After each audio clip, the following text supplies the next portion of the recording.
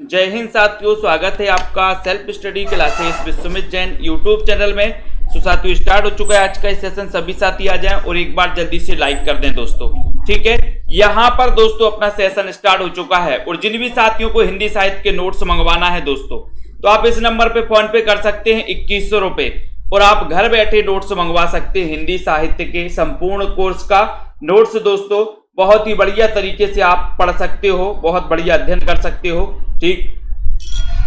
तो हमारे जितने भी साथी हैं जिन्होंने अभी तक वीडियो को लाइक नहीं किया है वो जल्दी से लाइक कर दें और आप दोस्तों दोस्तों ये जो नोट्स हैं इनको घर बैठे आप मंगवा सकते हैं। बढ़िया से नोट्स हैं और जिनको भी एडमिशन लेना है, निरंतर अभ्यास करना है, अध्ययन करना है, विस्तृत अध्ययन करना है, तो इस सेल्फ स्टडी क्लासेस का ऐप डाउनलोड कर लें दोस्तों, ठीक है। ऐप डाउनलोड कर लो, कोर्स में एडमिशन ले सकते हैं। पंजाब मास्टर कैडर वाले मॉडल पेपर दोस्तों परचेस कर सकते हैं। मॉडल पेपर यानी कि 599 के मॉडल पेपर हैं और दोस्तों ये मॉडल पेपर में 4500 क्वेश्चन, एक मॉडल पेपर में 150 क्वेश्चन रहेंगे। कुल मिला के 599 में 30 मॉडल पेपर रहेंगे और 2000 क्वेश्चन और एक्स्ट्रा इसमें रहेंगे आपके लिए टेस्ट देने के लिए, ठीक है। चलिए तो स्टार्ट करते हैं आज का ये सेशन दोस्तों। नोट्स में मैं आपको बता दूं कि जो आप नोट्स मंगवाएंगे उसमें आपको ये हिंदी भाषा, देवनागरी लिपि, ठीक है, हिंदी साहित्य इतिहास लेखन के स्रोत, आदिकाल, भक्तिकाल, रीतिकाल, भारतेंदु युग, द्विवेदी युग, छायावाद, प्रगतिवाद, प्रयोगवाद और ये साठोत्तरी कविता। तो ये फर्स्ट पार्ट में इतना आपका 15 चैप्टर रहेंगे फर्स्ट पार्ट में, ठीक है। और सेकंड पार्ट की बात करें तो सेकंड पार्ट में दोस्तों आपके ये चैप्टर रहेंगे: हिंदी गद्य का विकास, नाटक, कहानी, उपन्यास, निबंध, आलोचना, एकांकी, जीवनी, आत्मकथा, रिपोर्टाज, यात्रा, रेखा चित्र, संस्मरण, गद्य काव्य, डायरी, साक्षात्कार, हिंदी में प्रथम, हिंदी में विविध, पुरस्कार आदि, ठीक है, पत्र पत्रिकाएं और प्रमुख कथन, ये चैप्टर रहेंगे जो आप नोट्स मात्र 2100 रुपए में अपने घर पर मंगवा सकते हैं दोस्तों, ठीक है। चलिए तो स्टार्ट करते हैं आज का ये सेशन। सभी साथी आ चुके हैं। आपका पहला प्रश्न आपकी स्क्रीन पर है। द्विवेदी युग को जागरण सुधार काल की संज्ञा किसने दी है? आपको चयन करना है और एक बार जल्दी से शेयर भी कर देना अपने मित्रों तक दोस्तों, फटाफट से। एक क्लास रोज रात्रि 9 बजे आपके लिए दोस्तों लाइव क्लास लाई जाती है। अब आपको यहां पर बताना है कि द्विवेदी युग को जागरण सुधार काल की संज्ञा आखिर दी किसने है। बहुत ही बढ़िया क्वेश्चन, ऐसे ही क्वेश्चन आपसे पूछे जाते हैं हमेशा, बताएं जल्दी से।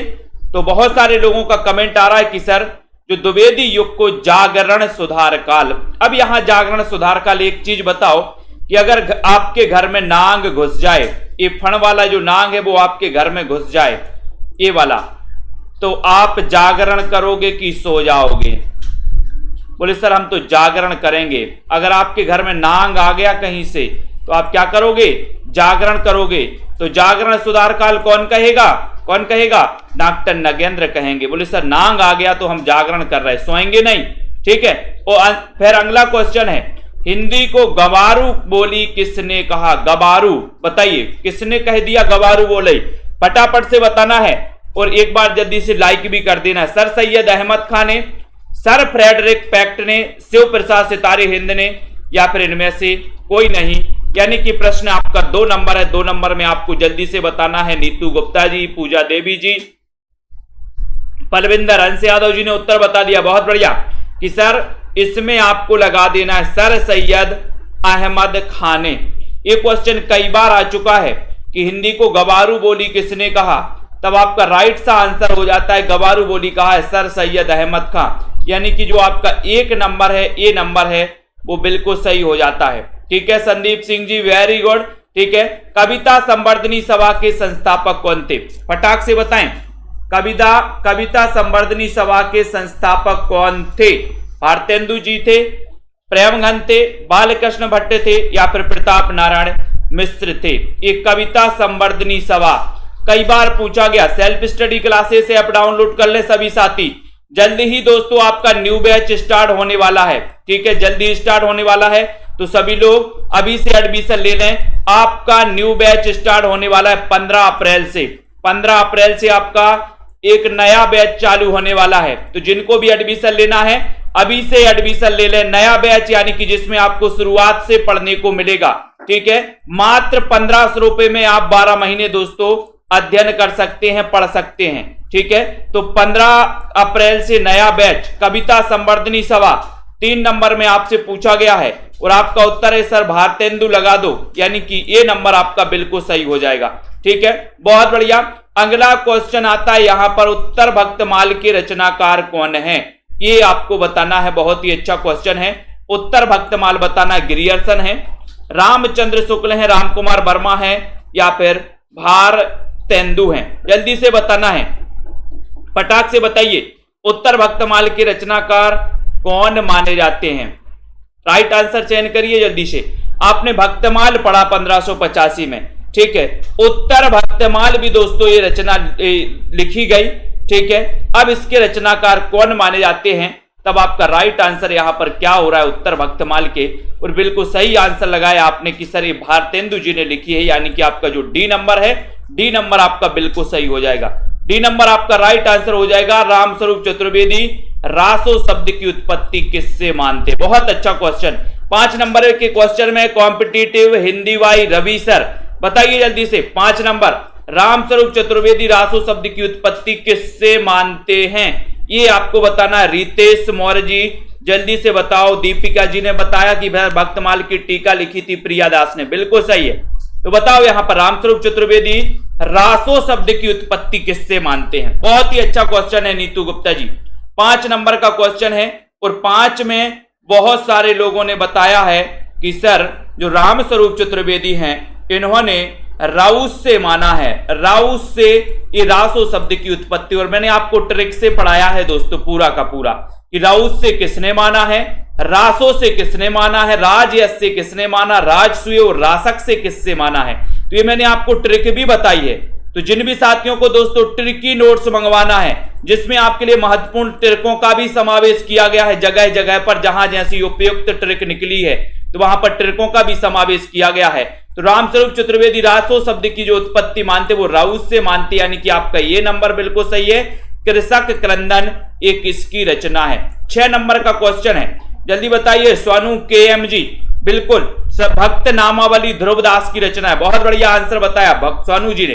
कृषक क्रंदन एक किसकी रचना मानी जाती है दोस्तों, ठीक है। बहुत सारे साथियों ने नोट्स अपने घर मंगवा लिए हैं, वो लाइव क्लास से भी पढ़ रहे हैं और साथ ही दोस्तों नोट्स से भी पढ़ रहे हैं, लगा लगा के याद कर रहे हैं। तो आप भी मंगवा सकते हैं, मात्र 2100 रुपए पे करना है, आपके घर नोट्स पहुंच जाएंगे हिंदी साहित्य के, जिसमें बहुत ही महत्वपूर्ण ट्रिक भी समाहित की गई हैं, बहुत ही महत्वपूर्ण विस्तृत भी है दोस्तों और क्रमबद्ध भी है, ठीक है। तो कृषक क्रंदन किसकी रचना है, 6 नंबर का क्वेश्चन है यहां पर। और 6 में आपका उत्तर बोला कृषक का क्रंदन गया, कृषक का क्रंदन अब गया, गया से गया प्रसाद शुक्ल शनेही, यानी कि आपका जो ए नंबर है वो बिल्कुल सही है, ठीक है। बहुत बढ़िया, बहुत बढ़िया, ठीक है। अगला क्वेश्चन आते हैं यहां पर, प्रेम राज्य काव्य के लेखक कौन है। प्रेम राज्य काव्य के लेखक कौन है। करिश्मा जी अगर पहले करा चुके हैं तो फिर से भी पढ़ना चाहिए, ऐसा नहीं है कि अगर एक बार पढ़ा तो आप दोबारा नहीं पढ़ेंगे, पढ़ना चाहिए, ठीक है। और प्रेम राज्य काव्य के लेखक कौन है, आप तब सही है जब आप पहले पढ़ चुके हैं और आपका एक भी प्रश्न गलत ना हो, तब तो बहुत अच्छी बात है। और अगर गलत हो रहे हैं तो पहले का पढ़ना कोई नहीं है और एक बार पढ़ना नहीं। सेल्फ स्टडी क्लासेस का दोस्तों एक ही नारा है, एक पुस्तक को 50 बार पढ़ना है, 50 पुस्तकों को एक बार नहीं पढ़ना है, ठीक है, समझ गए। प्रेम राज्य काव्य के लेखक कौन है ये आपको बताना है। ये प्रश्न क्रमांक 7 नंबर का क्वेश्चन है, प्रेम राज्य, ठीक है। बोले जय शंकर, जय शंकर। बोले सर अगर जय शंकर की सभी लोग पूजा करेंगे प्रसाद खाएंगे तो प्रेम राज्य दोस्तों हो जाएगा, है ना। प्रेम राज्य, राज्य में प्रेम फैल जाएगा, ये नंबर सही है। 1889 में जिनका जन्म हो जाता है, छायावाद के जो प्रवर्तक माने जाते हैं, ये भी अपन को याद कर लेना है। बलजीत जी बिल्कुल सही है। अवध का किसान कवि किसे कहा जाता है। प्रश्न क्रमांक 8 का उत्तर, अवध का किसान कवि किसे कहा जाता है, ये आपको बताना है। बिल्कुल बार बार अध्ययन करना चाहिए, बार बार अध्ययन करोगे बहुत सारी चीजें हैं जो आपकी अच्छी और क्लियर होती जाती हैं। अवध का किसान कवि किसे कहा जाता है, त्रिलोचन को, मुक्तिबोध को, अज्ञे को, या फिर नाथुराम शर्मा शंकर को, ठीक है। ये आपको राजेश चौधरी जी बताना है, 8 नंबर का क्वेश्चन बताना है। और आपने शुरुआत से तो पढ़ते आ रहे हो कि करत करते अभ्यास के जड़मती होत सुजान, पढ़ते आ रहा है ना, ये कब से पढ़ते आ रहा है। तो करत करत अभ्यास का मतलब क्या है कि उन चीजों को बार बार पढ़ने से, अभ्यास करने से आपके माइंड में वो चीजें सेट हो जाती हैं, ठीक है। और जो आपका 2, 3, 4 नंबर से सिलेक्शन रुकता है वो इसलिए रुकता है कि आप एक बार पढ़ते हो, 2 बार पढ़ते हो, बस उसके बाद आगे पढ़ने का मन ही नहीं करता। तो यहां पर अवध का किसान कवि किसे कहा जाता? 8 नंबर का क्वेश्चन कहा जाता है त्रिलोचन। अब त्रिलोचन का वास्तविक नाम आपको बताना है। देखो रितेश जी बता रहे पहले से कि सर आप तो पूछने ही वाले हो, ये है ना, समझने लगे हैं अब तो सब लेख, ठीक है।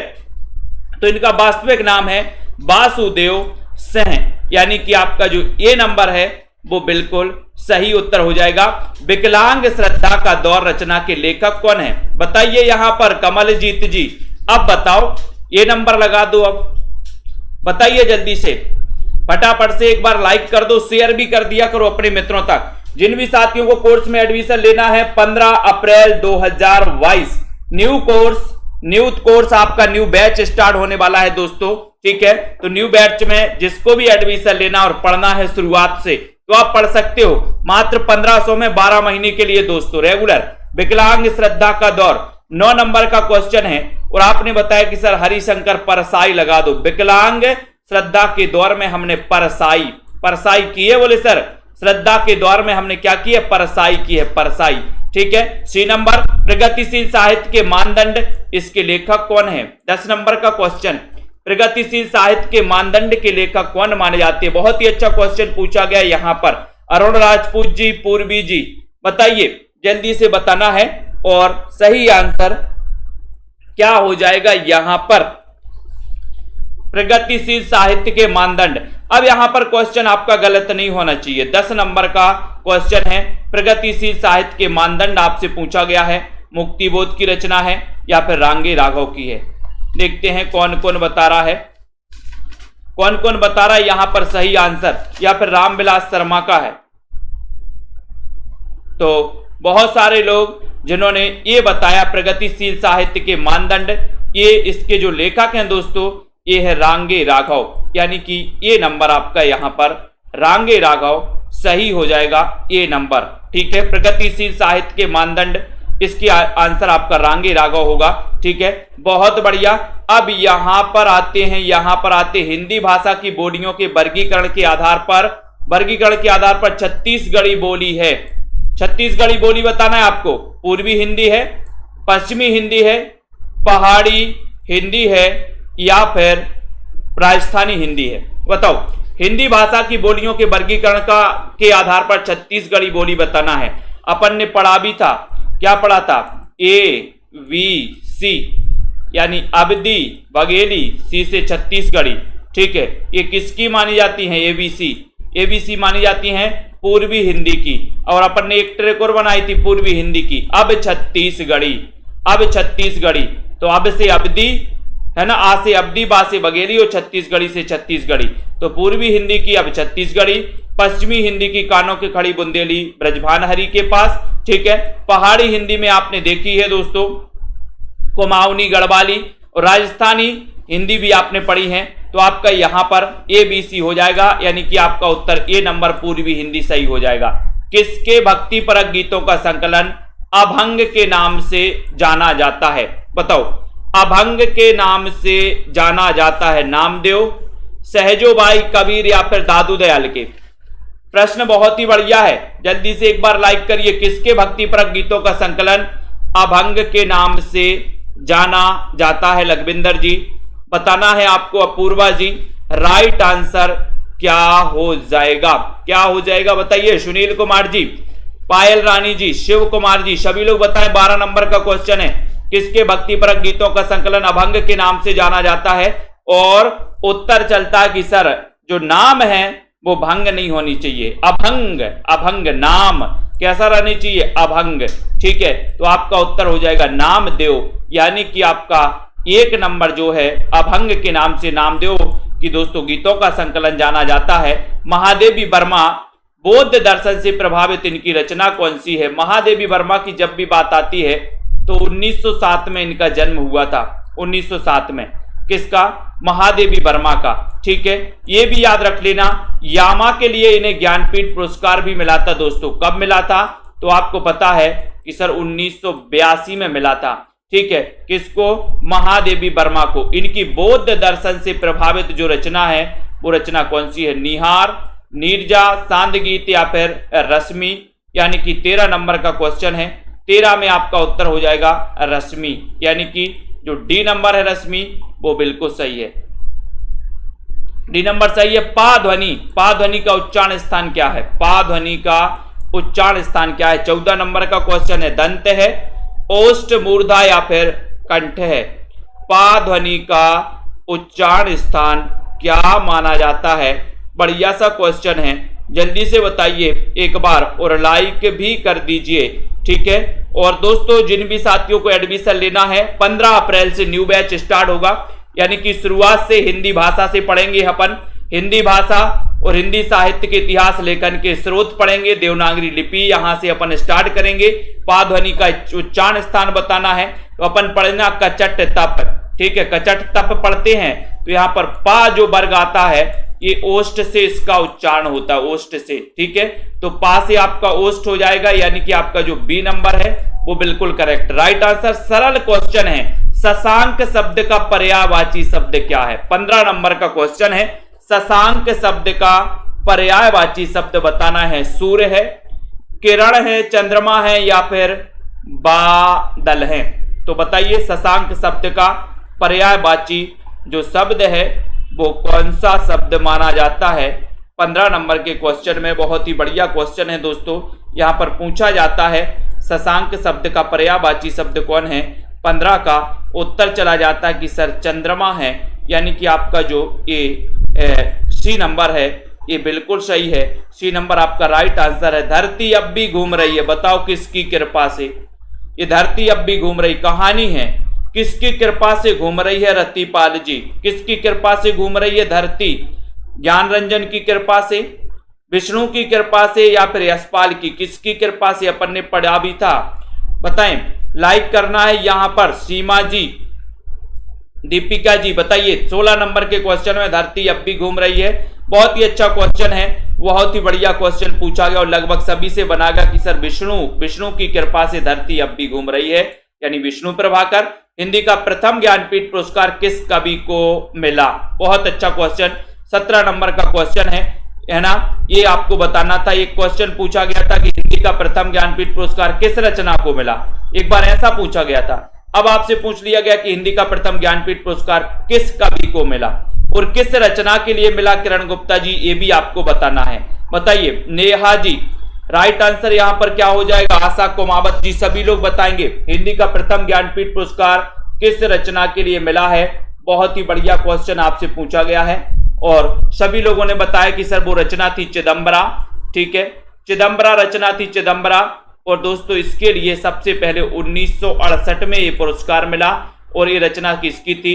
सुमित्रा नंदन पंत की, जिनका जन्म हुआ था 1900 ईस्वी में, है ना। कोसानी अल्मोड़ा में इनका जन्म हुआ था दोस्तों, उत्तराखंड में, यानी कि आपका जो बी नंबर है वो बिल्कुल सही है। सुजान विनोद के रचनाकार कौन है? जल्दी से बताइए। सुजान विनोद इसके रचनाकार कौन माने जाते हैं? एक बढ़िया सा क्वेश्चन आपसे पूछा गया। लाइक कर दीजिए सभी साथी, मित्रों को शेयर जरूर कीजिएगा दोस्तों। इतने अच्छे प्रश्न आपसे पूछे जाते हैं, यहाँ पर इतने बढ़िया से प्रश्न पूछे जाते हैं। क्वेश्चन पूछा गया सुजान को विनोद, बताओ। अब सुजान आपने नाम सुना होगा कि घनानंद की प्रेमिका का नाम सुजान था। घनानंद की प्रेमिका का नाम क्या था? सुजान। अब सुजान विनोद के रचनाकार कौन है? ये क्वेश्चन पूछा और मैंने आपको याद भी करवाया। देखो बहुत सारे लोग ए लगा रहे हैं, कुछ लोग डी लगा रहे हैं। देखते हैं कौन कौन 18 नंबर में सही बता रहे हैं। कैसे याद किया था? ट्रिक याद है क्या आप लोगों को? सुजान को विनोद देव, सुजान को विनोद देव। तो ये देव, जिनका वास्तविक नाम देवदत्त था, जिनका जन्म हुआ था इटावा, इटावा से संबंधित हैं ये देव। ठीक है, रीति काल के रीतिबद्ध काव्यधारा के कवि माने जाते हैं देव। देव याद रख लेना। इन्होंने 34वां एक के दोस्तों संचारी भाव माना था, वो था क्या? छल। छल नामक 34वां संचारी भाव किसने माना? ये क्वेश्चन कई बार आया, तो देव कवि ने। ठीक है, आधुनिक काल के गोरखनाथ किससे कहा जाता? बहुत अच्छा क्वेश्चन है। 19 नंबर का क्वेश्चन है दोस्तों। बताइए आधुनिक काल के गोरखनाथ किसे कहा जाता है? बताएं जसपाल जी, सोनू जी। राइट आंसर यहां पर सिमरपाल सिंह जी। 19 नंबर का क्वेश्चन है और बहुत ही बढ़िया क्वेश्चन है, ये आपको बताना है। बताइए त्रिगुणायत जी। और यहां पर 19 नंबर के क्वेश्चन में आपसे पूछा गया और आपका उत्तर है कि सर जिनका जन्म हुआ था 1897, कुछ विद्वान 99 मानते हैं, महिषादल मेदिनीपुर में, वो थे ऐसे सूर्यकांत त्रिपाठी निराला। ठीक है, ये भी याद कर लेना, यानी कि बी नंबर इनका सही हो जाएगा। इन्हें आधुनिक काल का गोरखनाथ कहा जाता है, निराला जी को। सहजता का कवि किसे कहा जाता? बहुत ही अच्छा क्वेश्चन है, सहजता। बताइए तो यहां पर 20 नंबर का क्वेश्चन, और मैंने आपको याद भी करवाया है कई बार, ट्रिक से भी याद करवाया है। कुमारी नेहा जी बताइए यहां पर राइट आंसर आपका क्या हो जाएगा? सृष्टि ठाकुर जी।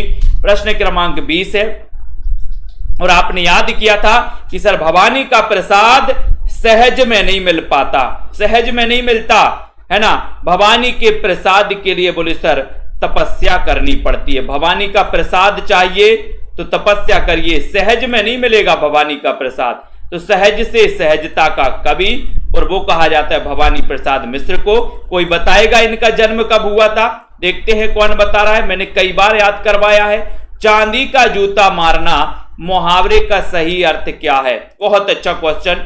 21 नंबर का क्वेश्चन है प्रीति पुरोहित जी। सभी लोग बताएंगे राइट आंसर यहां पर क्या हो जाएगा? जल्दी से बताएं फटाफट से। चांदी का जूता मारना मुहावरे का सही आंसर क्या है? जल्दी से आपको चयन करना है। ठीक है, फटाफट से बताइए, जल्दी बताएं फटाफट से। चांदी का जूता मारना मुहावरे का सही अर्थ क्या है? और सही अर्थ होता है क्या होता है? क्या होता है चांदी का जूता मारना? 21 नंबर का क्वेश्चन। और अधिक लाभ कमाना नहीं, परास्त करना नहीं, धोखा देना ये भी नहीं, बोले सर रिश्वत देना, यानी कि बी नंबर यहां पर सही हो जाएगा। ठीक है, और एक और होता है, आपको पता है चाय पानी। चाय पानी का मतलब भी होता है रिश्वत देना। बोले चाय पानी का खर्चा तो दे दो, है ना। जब आप जाते हो कहीं भी कोई काम करवाने, अपने भारत में एक और चलता है चाय पानी का खर्चा दे दो। चाय पानी का खर्चा दे दो मतलब रिश्वत दे दो, यही होता ना। आप कहीं जाते हो, कोई भी प्रमाण पत्र बनवाने जाते हो, कहीं पर जाते हो, तो क्या बोलेंगे? चाय पानी का खर्चा तो दे दो, है ना, यानी कि रिश्वत दे दो। ठीक है, ये रिश्वत देना, चांदी का जूता मारना, ये बी नंबर आपने सुना है। तो यहां पर आते हैं आख्यायिका शैली। आख्यायिका शैली का प्रथम मौलिक उपन्यास कौन सा है? ये 40 मिनट ही चलती है क्लास। अब आपका नेट खत्म हो रहा तो हो जाए, ये 40 मिनट चलती ही है क्लास। ठीक है, तो आख्यायिका शैली का प्रथम मौलिक उपन्यास कौन सा? जिनका नेट खत्म हो रहा वो बाद में देख लेना। ठीक है, तो आख्यायिका शैली का प्रथम मौलिक उपन्यास कौन सा है ये आपको बताना है। श्यामा स्वप्न, निस्सहाय हिंदू, मेला आंचल या फिर चित्रलेखा। 22 नंबर का क्वेश्चन है, सभी लोग बताएंगे। पूजा रानी जी, शिव कुमार जी बताएं राइट आंसर क्या हो जाएगा? यहां पर बुलडोजर बाबा आ गए, बहुत बढ़िया। 22 नंबर मंत्री जी आ गए, मतलब क्लास में। 22 नंबर का क्वेश्चन है और 22 नंबर का क्वेश्चन है कि सर आख्यायिका शैली में प्रथम मौलिक उपन्यास है श्यामा स्वप्न। श्यामा स्वप्न के रचनाकार कौन है ये आपको बताना है। वो बता दिया ठाकुर जगमोहन, बहुत बढ़िया। ये नंबर उतना वह सूरज है कि रचनाकार यानी कि जो लेखक हैं वो कौन है? उतना वह सूरज है। सभी लोग बताएं, अनिल कुमार जी कंफ्यूज ना हो। आधुनिक काल का गोरखनाथ निराला को ही कहा जाता है। ठीक है, आधुनिक काल का कबीर नागार्जुन को कहा जाता है। प्रश्न क्रमांक 23 नंबर का क्वेश्चन है, उतना वह सूरज है रचना के लेखक कौन है ये आपको बताना है। जल्दी से बताइए। प्रश्न क्रमांक 23 नंबर का क्वेश्चन है। अनुराग जी, अनीता सिंह जी, सभी लोग बताएंगे। वीरेंद्र जी प्रजापति 23 नंबर का। जिन भी साथियों को नोट्स मंगवाना है अपने घर, ठीक है, आप दोस्तों ये ट्रिकी जो नोट्स हैं जहां पर आपको बहुत बढ़िया ट्रिकों का भी समावेश किया गया है, आप मंगवा सकते हैं अपने घर में। उतना वह सूरज है रचना के लेखक कौन है? तो 23 नंबर के क्वेश्चन में आपने बिल्कुल करेक्ट आंसर लगाया, भारत भूषण अग्रवाल। भारत में उतना वह सूरज है। ठीक है, बिल्कुल सही है। जिस छंद के पहले 4 चरणों में रोला, और बाद में दोस्तों 2 चरण में उल्लाला होता है। उल्लाला होता है, इसमें 24-28 मात्राओं के योग से 52 मात्राएं होती हैं। वो छंद कौन सा है बताओ। 24 नंबर का क्वेश्चन पढ़ लिया आपने तो जल्दी जल्दी से बता दीजिए। यहां पर श्वेता रानी जी, प्रणव जी फटाक से बताइए राइट आंसर यहां पर क्या हो जाएगा। लाइक भी करना है जल्दी से। सही आंसर क्या है यहां पर 24, जिस छंद के पहले 4 चरणों में रोला और बाद में दोस्तों जल्दी बताओ क्या हो जाएगा 24 नंबर। और बिल्कुल सही है, छप्पय और छप्पयों का राजा किसे कहा जाता है यह भी आपको बताना है। जब छप्पय छंद की बात आती है तो छप्पयों का राजा किसे कहा जाता है, यह भी क्वेश्चन आपको बताना है। तो बताइए जल्दी से। उसके बाद सारंग का पर्यायवाची शब्द बताना। सारंग का पर्यायवाची क्या है, 25 नंबर का क्वेश्चन है। सारंग का पर्यायवाची क्या माना जाता है, नमक, सारथी, मोर, घोड़ा। तो 25 नंबर के क्वेश्चन में आपको लाइक भी करना है, जल्दी से बताना भी है। फटाक से सभी लोग बताएंगे सारंग का पर्यायवाची क्या माना जाता है। 15 अप्रैल से नया बैच चालू होने वाला है, 15 अप्रैल से, ठीक है, जिसमें आपको शुरुआत से पढ़ाया जाएगा। तो जिनको भी एडमिशन लेना है वो ले सकते हैं मात्र 1500 रुपए में दोस्तों, ठीक है। और 12 महीने की वैलिडिटी रहेगी। विस्तृत पढ़ाया जाएगा आपको। सारंग का पर्यायवाची शब्द बताना 25 नंबर के क्वेश्चन में। उत्तर हो जाएगा मोर। मोर यानी सी नंबर, ठीक है। मोर आपका राइट आंसर है सारंग का पर्यायवाची। सी आपने सही बताया है। निम्बार्काचार्य का दार्शनिक मत क्या है, दार्शनिक मत क्या है, द्वैतवाद, शुद्धाद्वैतवाद, अद्वैतवाद या फिर द्वैतवाद। निम्बार्काचार्य, और मैंने आपको कई बार याद करवाया। पूजा वर्मा जी जल्दी से बताइए, माया राम जी, प्रियंका जी, प्रमोद जी, निम्बार्काचार्य का दार्शनिक मत क्या है 26 नंबर के क्वेश्चन में। सभी लोग बताएं, 26 नंबर का क्वेश्चन आ रहा है यहां पर और आपका उत्तर हो जाएगा कि सर निम्बार्काचार्य का जो दार्शनिक मत है वो मत है द्वैताद्वैतवाद। द्वैताद्वैतवाद यानी कि आपका जो ए नंबर है, ए नंबर वो बिल्कुल सही है, ठीक है। द्वैताद्वैतवाद आपका राइट आंसर हो जाएगा। निम्बार्काचार्य का दार्शनिक मत कहलाता है द्वैताद्वैतवाद। देत देत नींबू देत देत थक गए बोले सर। हिंदी में पहली बार 12 मासा वर्णन किस दोस्तों, किस रासो ग्रंथ में हुआ है, किस रासो ग्रंथ में हुआ है। 27 नंबर का क्वेश्चन सभी लोग बताएं और राइट आंसर बताना है, जल्दी से बताइए, फटाफट से बताना है। 27 नंबर के क्वेश्चन है में हिंदी में पहली बार एडमिशन ले लो यार, त्रिगुणायत जी एडमिशन ले लो, बिल्कुल करवाएंगे, टॉपिक वाइज करवाएंगे, चिंता नहीं करो। हिंदी में पहली बार 12 मासा वर्णन किस रासो ग्रंथ में मिला, 27 नंबर का क्वेश्चन है। परमाल रासो में, खुमाल रासो, बीसलदेव रासो या फिर हमीर रासो में। तो हिंदी में पहली बार 12 मासा वर्णन किस रासो ग्रंथ में मिला, 27 नंबर का क्वेश्चन है।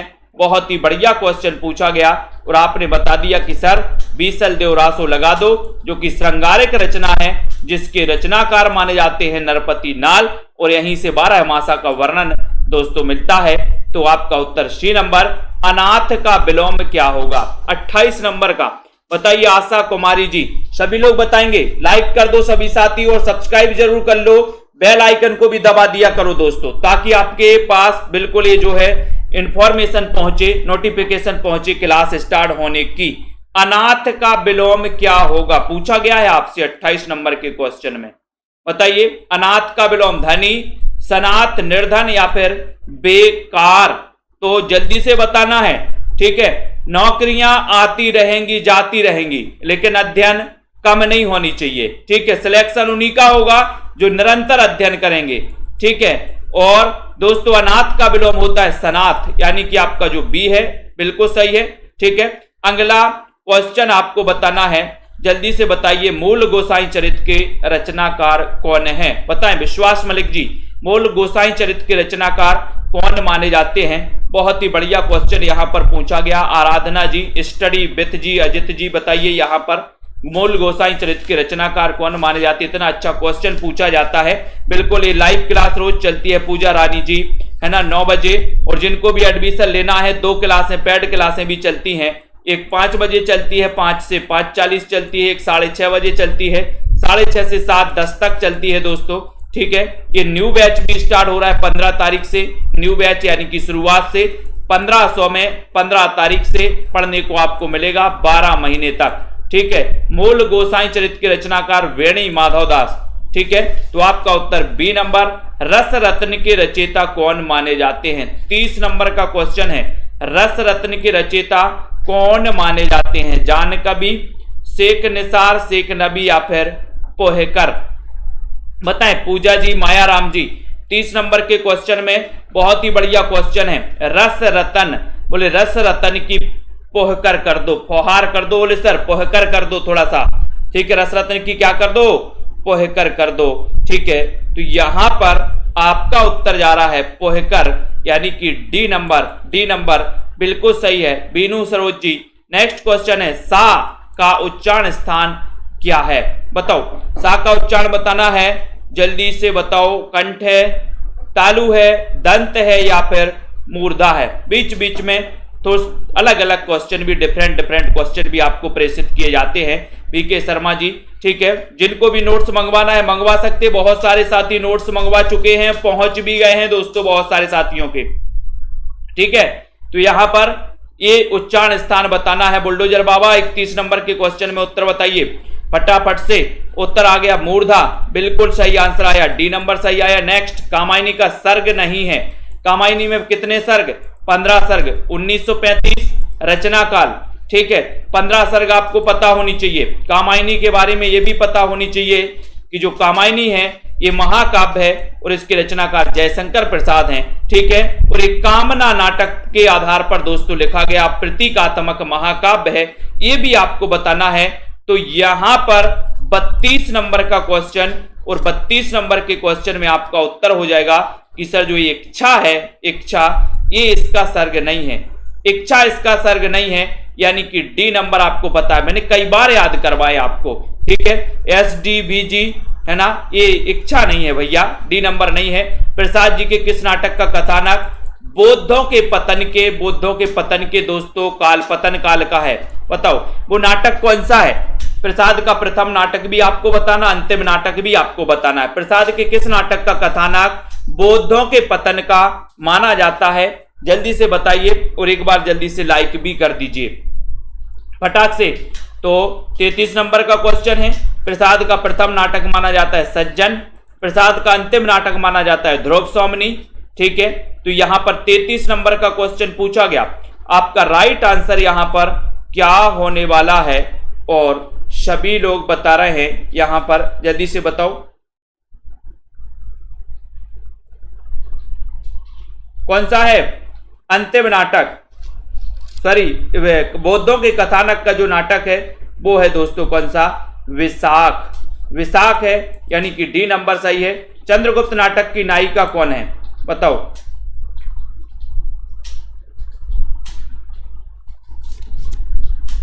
जल्दी से बताना है। चंद्रगुप्त नाटक का रचना काल भी बताइए। चंद्रगुप्त नाटक का रचना काल भी आपको बताना है। बताओ। सरबजोत जी बताना यहां पर, चंचल राजपूत जी बताएं, रेखा त्रिपाठी जी यहां पर चंद्रगुप्त नाटक की नायिका का नाम क्या है? नायिका कौन है? अलका है, कल्याणी है, मालविका है, कॉर्नेलिया है? तो सभी को पता है कि सर इस चंद्रगुप्त नाटक की नायिका है कॉर्नेलिया। ठीक है, कॉर्नेलिया है। इसका रचना काल क्या है? बताओ, चंद्रगुप्त नाटक का रचना काल क्या है? फटाफट से बताइए। गांधीवाद की 100 परीक्षा निबंध के लेखक कौन है? 35 नंबर का क्वेश्चन है, जल्दी से बताना। गांधीवाद की 100 परीक्षा ये निबंध किसका है? गांधीवाद की 100 परीक्षा पूछा गया है, निष्ठा त्रिवेदी जी बताएं। Gaurav Kumar ji 35 number DCP classes, जल्दी बताओ 35 नंबर में गांधीवाद की 100 परीक्षा निबंध किसका है? बहुत ही बढ़िया क्वेश्चन पूछा गया और 35 नंबर में आपका उत्तर चला गया कि सर गांधीवाद की 100 परीक्षा यानी कि ये जो निबंध है ये निबंध यशपाल का है। यशपाल के बारे में आपने पढ़ा होगा। डी नंबर आपका बिल्कुल सही है। डी नंबर जिन्होंने भी लगाया उनका आंसर सही है। लहू पुकारे आदमी कहानी के कहानीकार कौन है? लहू पुकारे आदमी। जितने भी साथी हैं शेयर जरूर किया करें दोस्तों। सेल्फ स्टडी क्लासेस से एक बार जुड़ जाएं, मन नहीं करेगा आपका कभी। एसएम हिंदी साहित्य अकेडमी आपका कभी मन नहीं करेगा कि सेल्फ स्टडी क्लासेस को छोड़ें। आपको ऐसा लगेगा अगर जिस दिन क्लास अटेंड नहीं करोगे, ऐसा लगेगा कि आज कुछ अधूरा अधूरा है दोस्तों। बाकी सभी साथियों से पूछिए जिन्होंने क्लास को अटेंड किया है, एक बढ़िया परिवार सेल्फ स्टडी क्लासेस परिवार दोस्तों, ठीक है। आप उसमें शामिल हो सकते हैं। लहू पुकारे आदमी कहानी के कहानीकार कौन है, 36 नंबर का क्वेश्चन आपसे पूछा गया और बढ़िया सा क्वेश्चन है। आपने बताया कि सर मधुकर सिंह। कौन है? मधुकर सिंह है। डी नंबर आपका सही है, मधुकर सिंह आपका राइट आंसर हो जाएगा। बांग्ला कहानी सैलसीमा बेगम का हिंदी रूपांतरण है तो कौन सा है दोस्तों?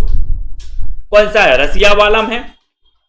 दुखवा में कासो कहूं मोरी सजनी, दुलाई वाली बेंटो वाली विधवा, ये आपको बताना है। सीताराम जी जल्दी से बताइए। 37 नंबर का क्वेश्चन और 15 अप्रैल से न्यू बैच स्टार्ट, ठीक है, बिल्कुल जल्दी बताओ। बांग्ला कहानी सैलसीमा बेगम का हिंदी रूपांतरण आपको चयन करना है।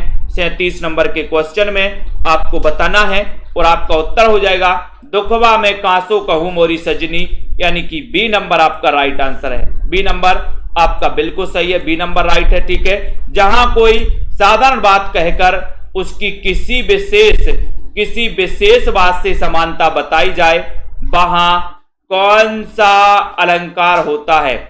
जहां कोई साधारण बात कहकर उसकी दोस्तों किसी विशेष बात से समानता बताई जाए, वहां कौन सा अलंकार होता है? भ्रांतिमान होता है, संदेह होता है, विभावना होता है या फिर उदाहरण होता है? बताइए। साहित्य सेवा जी, प्रीति जी पुरोहित जल्दी से बताएं। गीता जी, रजनी शर्मा जी, राइट आंसर यहां पर क्या है? 38 नंबर का क्वेश्चन है, बहुत ही बढ़िया क्वेश्चन है। और आपको पता ही है कि सर यहां पर डी नंबर लगा दो, बहुत ही बढ़िया आंसर आया। दारसू शर्मा जी डी नंबर लगा दिया, डी नंबर ठीक है। एक सड़क 57 गलियां, रचना के लेखक कौन है? 39 नंबर का क्वेश्चन, एक सड़क 57 गलियां, जसमेल जी बताएं। रीता कांत जी, अनुराग जी, बीना जी, 39 नंबर का क्वेश्चन बढ़िया सा पूछा गया।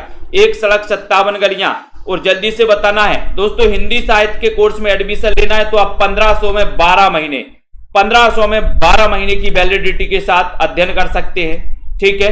और अगर कोर्स मंगवाना है तो आप 2100 रुपए में दोस्तों नोट्स मंगवा सकते हैं, प्रिंट वाले नोट्स आपके घर पहुंच जाएंगे। एक सड़क 57 गलियां, 39 नंबर का क्वेश्चन। बोले सर एक सड़क 57 गलियों में क्या खिला? बोले कमल खिला, कमल।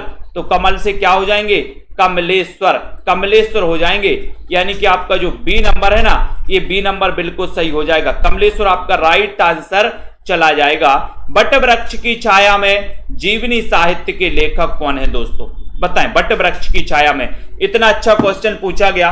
और हमारे जितने भी साथी हैं, जितने भी दोस्तों निरंतर अध्ययन कर रहे हैं, बहुत ही बढ़िया तरीके से अध्ययन करते रहें। इसी प्रकार से लाइव क्लासों के माध्यम से दोस्तों सेल्फ स्टडी क्लासेस में ये दोस्तों क्लास निरंतर चलती हैं। बट वृक्ष की छाया में आपसे क्वेश्चन पूछा गया है, इतना बढ़िया सा क्वेश्चन पूछा गया। लाइक जरूर करिए सभी साथी, है ना। और आपका उत्तर हो जाएगा कुमुद नागर द्वारा ये जीवनी साहित्य दोस्तों लिखा गया। लेकिन ये किसके जीवन पर लिखा गया ये भी आपको बताना है। बताइए किसके जीवन पर लिखा गया, फटाफट से बताएंगे, उसके बाद आगे बढ़ेंगे। गालिब छूटी शराब आत्मकथा के लेखक कौन है? गालिब छूटी शराब, रविंद्र कालिया, भगवती चरण वर्मा, कमलेश्वर या फिर डॉक्टर नगेंद्र। बताओ।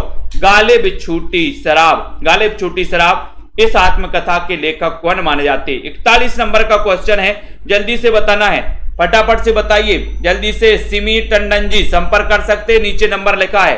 गालिब छूटी शराब इसके आत्मकथा के लेखक कौन है? 41 नंबर का क्वेश्चन है, बढ़िया सा यहां पर प्रश्न आपसे दिया गया है। और गालिब छूटी शराब, तो बताओ उत्तर क्या हो जाएगा? जब कालिया बन जाती है ना, कालिया कौन? ये रविंद्र कालिया, ठीक है। गालिब छूटी शराब, ठीक है, तो याद रख लेना है कालिया, गालिब छूटी शराब। बोले कैसे छूटी शराब? बोले सर कुछ ना मत पूछो, पत्नी कालिया बन गई थी। पत्नी अगर कालिया बन जाए तो शराब और आप सब छूट जाती है, ठीक है, शराब छूट जाती है। तो रविंद्र कालिया, ये गालिब छूटी शराब, रविंद्र कालिया, ठीक है। ये नंबर। पिंजरे में मैना आत्मकथा की लेखिका कौन है? ठीक है। जो पेड क्लास होती है दोस्तों उसकी क्लासें चलती है, एक चलती है 5 से 5:40 तक, फिर दूसरी चलती है 6:30 से 7:10 तक, 7:10 तक। ठीक है, तो याद रख लेना, ये 2 क्लासें आपके लिए पेड चलती हैं। 15 अप्रैल से न्यू बैच स्टार्ट हो रहा है। नोट्स भी आप मंगवा सकते हैं। ठीक है, तो पिंजरे में मैना आत्मकथा की लेखिका कौन है? 42 नंबर का क्वेश्चन है, बहुत ही बढ़िया क्वेश्चन है। यहां पर जल्दी से बताएंगे।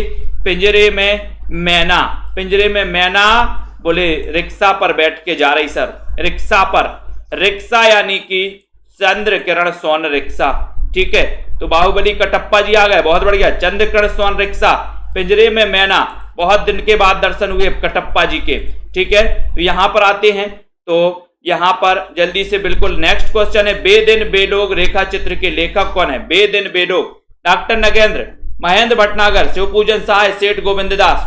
बताइए, बिल्कुल फटाफट से बताइए। रवि जी ने भी एक दोस्तों साहित्य का कंपटीशन एग्जाम के लिए चैनल खोला है ना, तो आप लोग भी देख सकते हैं उसको।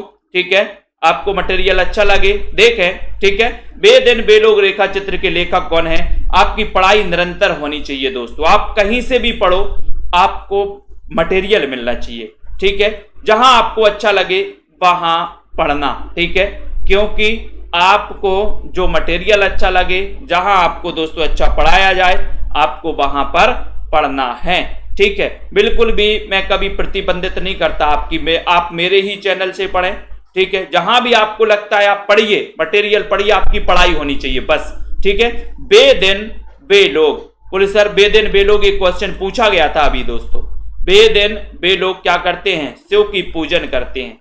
शिव की पूजन यानी शिव पूजन सहाय, यानी सी नंबर, शिव पूजन सहाय आपका सी नंबर बिल्कुल सही है।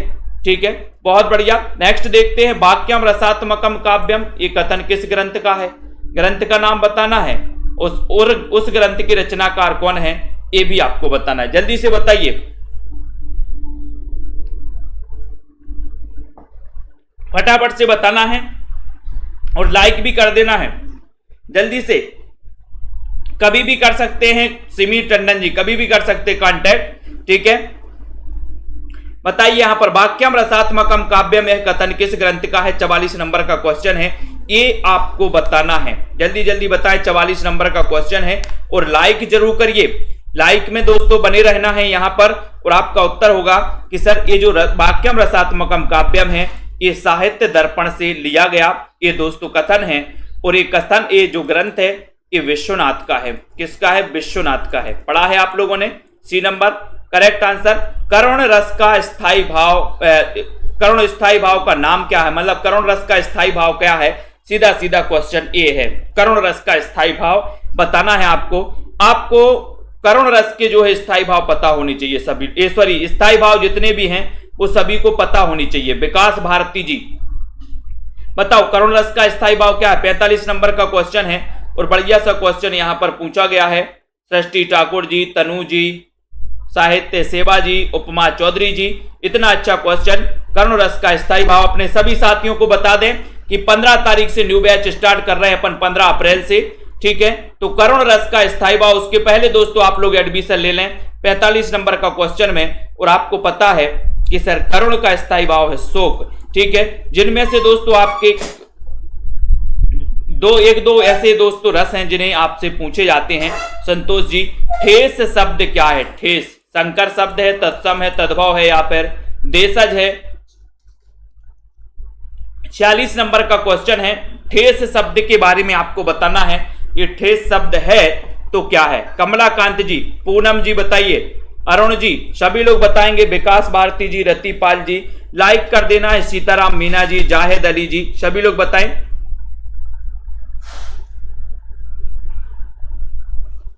हाँ, तो ठेस का उत्तर बताना है 46 नंबर के क्वेश्चन में और आपका उत्तर हो जाता है देशज। देशज यानी कि डी नंबर, देशज डी नंबर आपका सही है, देशज राइट आंसर है। ठीक है, तो बहुत सारे साथियों को बहुत बहुत धन्यवाद दोस्तों। पढ़ते रहें, इसी प्रकार से अध्ययन करते रहें, आपका अध्ययन होनी चाहिए। और आपको पता है कि 9 वाली क्लास आपके लिए फ्री रहती है और निरंतर 4 वर्षों से दोस्तों रेगुलर चलती रहती है क्लास। आप लोगों के लिए फ्री रहती है क्लास 9 वाली, जिसमें आपको महत्वपूर्ण प्रश्नों के अभ्यास करवाए जाते हैं। हमारा और आपका संवाद हो जाता है, 2 बात आप कहते हो 2 हम भी कह लेते हैं। ठीक है।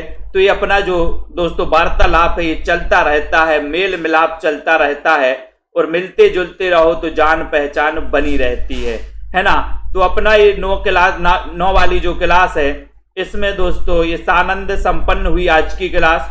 पढ़ते रहो, अध्ययन करते रहो, मिलते रहो, मिलाते रहो, अपने सभी साथियों को बताते रहो, सेल्फ स्टडी क्लासेस इस परिवार को बढ़ाते रहो, ठीक है। इसी प्रकार से प्रमोद जी, अनिल कुमार जी, रिया शर्मा जी, बहुत सारे हमारे साथी हैं, है ना, जिनको तो ये लगता है कि सर हमें और दूसरी क्लास अच्छी ही नहीं लगती, है ना। तो जो जहां जिसको अच्छी लगे, जहां पसंद आए वो पढ़िए दोस्तों। मैं कभी आपको ये नहीं रोकता कि आपको पढ़ने को कहां से मिल रहा है, कहां नहीं मिल रहा। मैं भी दूसरों की क्लासों को देख लेता कभी कभी, कोई उससे क्या है, ज्ञान जहां से भी मिले लेना चाहिए, ठीक है।